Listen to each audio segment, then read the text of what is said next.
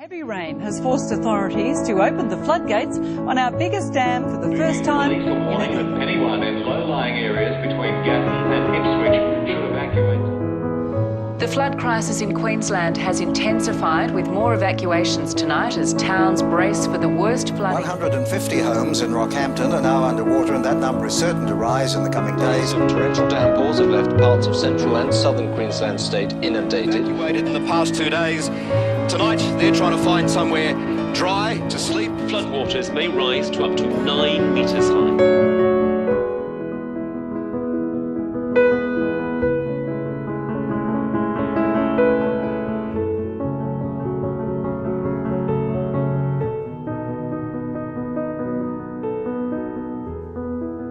Thousands of people turning out across Brisbane armed with gumboots, gloves and brooms. Volunteers queued in their thousands at clean-up assembly points. Volunteers have swarmed into Brisbane's flood-ravaged suburbs.